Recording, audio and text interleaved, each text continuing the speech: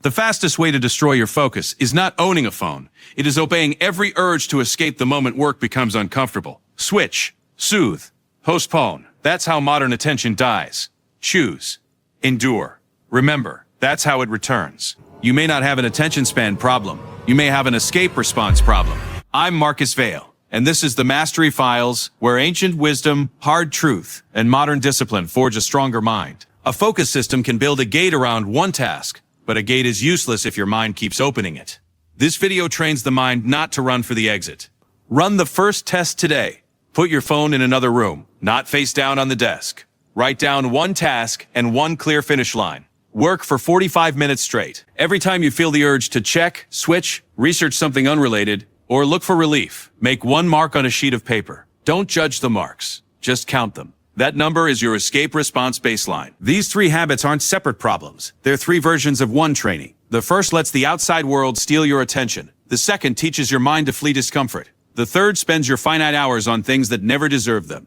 By the end, you will have a 7-day protocol for reversing all 3. The productivity world sells you better apps, optimized workspaces, and caffeine stacks to make work feel easier and faster. But focus isn't built by making every moment feel better. It's built by removing exits and remaining with the task after novelty disappears. Responsiveness makes you look busy.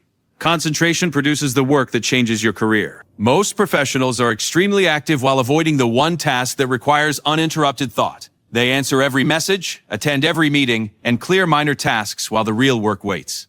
They tell themselves they'll get to the deep work later. Later never comes. The mind learns one rule. When friction arrives, find an exit. That rule becomes automatic. You stop choosing to leave. You simply leave. The Stoics understood this before smartphones existed. Epictetus, Seneca, and Marcus Aurelius each taught a version of the same discipline. The mind must be trained to stay, not entertained into stay. Their tools were severe, simple, and effective.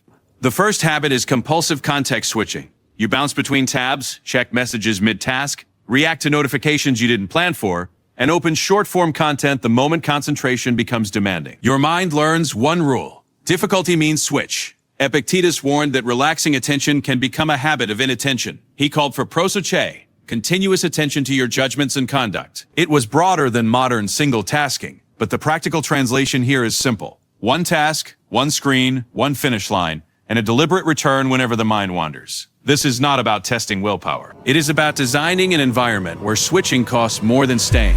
Modern research strengthens the practical case for removing distractions before important work. One influential University of Texas experiment found that participants performed better on measures of working memory and fluid intelligence when their phones were in another room rather than nearby. Later research suggests the effect is smaller and less consistent across cognitive tasks than the early headlines implied.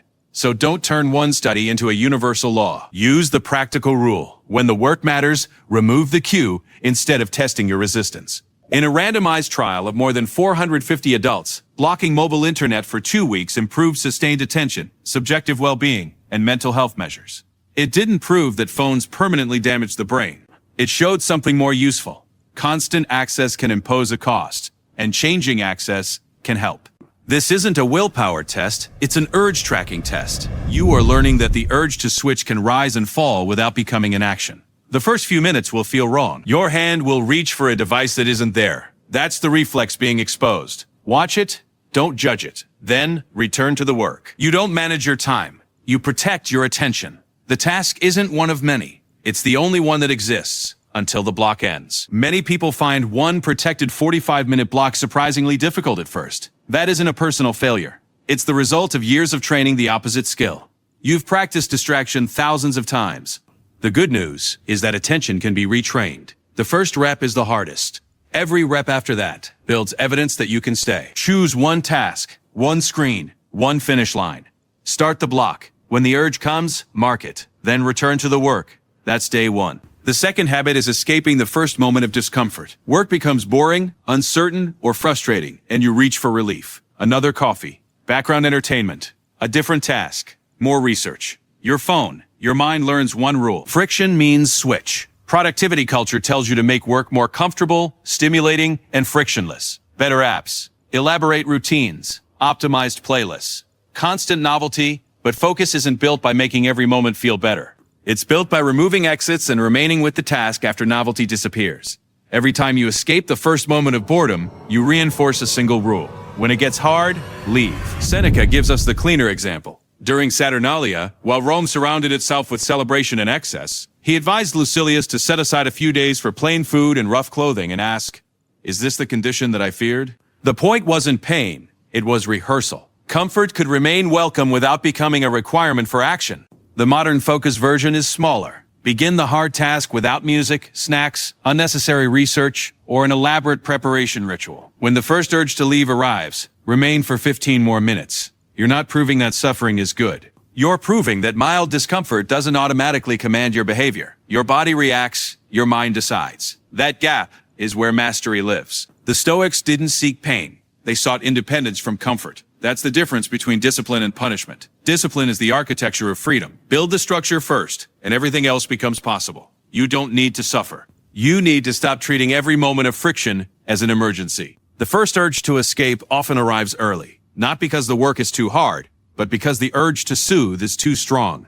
This training builds the opposite reflex. You stay. The work continues. The urge passes. And you discover that mild boredom or frustration isn't automatically a stop signal. Often, it's simply the point where novelty ends and deliberate work begins. That signal is your new starting line. And then there's the third habit, the one that makes the first two feel harmless. The third habit is living as though time is unlimited. Reactive busyness, low-value urgency, unnecessary meetings, constant availability. You postpone the one task that matters because the deadline feels distant and the cost of an hour feels cheap. This habit hides the first. 2. When time seems endless, switching and soothing never feel urgent. Marcus Aurelius wrote reminders to himself that life could end at any moment. He didn't do this to become morbid. He did it to regulate his present actions and thoughts. Memento mori is a meditation on mortality. Its practical use here is as an attention filter. This day will not return. Your attention can recover. Your hours cannot. Every unnecessary meeting, habitual check, argument, and low-value obligation isn't merely a loss of minutes.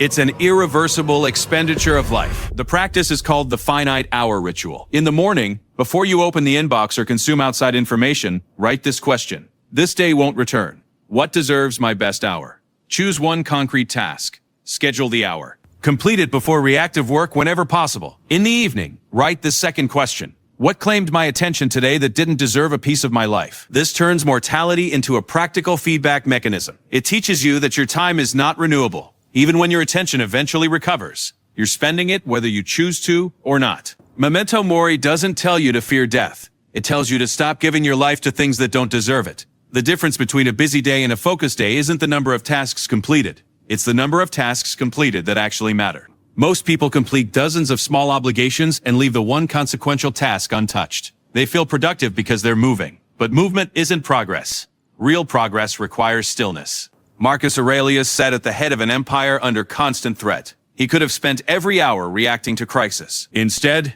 he wrote to himself, "Stop giving your attention to what doesn't deserve it." That is how you can turn an emperor's private reminder into a filter for a modern inbox. Day 5 changes the protocol from blocking distraction to directing attention towards something worthy. The first 4 days remove the exits. Day 5 gives you a reason to stay. That reason must come from you. No one else can name what deserves your best hour. When you protect 1 hour for meaningful work before the world demands your attention, the entire day changes. Reactive work still happens. Meetings still occur. But the center of the day is already anchored. You have already won the most important battle. Everything else is noise. That is how you turn an emperor's private discipline into a rule for a modern workday. Here's the full 7-day focus rebuild. Day 1, remove the trigger. Turn off unneeded notifications. Place your phone in another room. Select one important task and complete one protected 45-minute single task block. Mark every urge to switch on paper. Day 2, stop switching. Use the one task rule for every meaningful work block. Close unrelated tabs and applications. Check email, messages, and Slack only during 2 or 3 predetermined communication windows. When an unrelated thought appears, write it on a later list instead of acting on it. Day 3, relearn boredom. Spend 10 minutes with no phone, music, podcast, reading, or other input. Then begin another 45-minute focus block. The objective isn't relaxation. It's learning to experience understimulation without immediately fixing it. Day 4, practice voluntary discomfort. Complete 15 to 20 minutes of a safe, familiar, brisk walk or moderate movement before your hardest task. Start without music, snacks, extra research, or an elaborate preparation ritual. Remain with the task for at least 15 minutes after the first urge to quit. Day 5, apply the memento mori filter. Before opening email or social media, answer the finite hour question. Schedule the protected hour and complete it before reactive work. Day 6, extend the capacity. Complete 2 45-minute single-task blocks separated by a 10 to 15-minute offline break. The phone remains outside the room. The second block trains you to return deliberately rather than waiting for another burst of motivation. Day 7, retest and lock the system. Repeat the exact day 1 setup.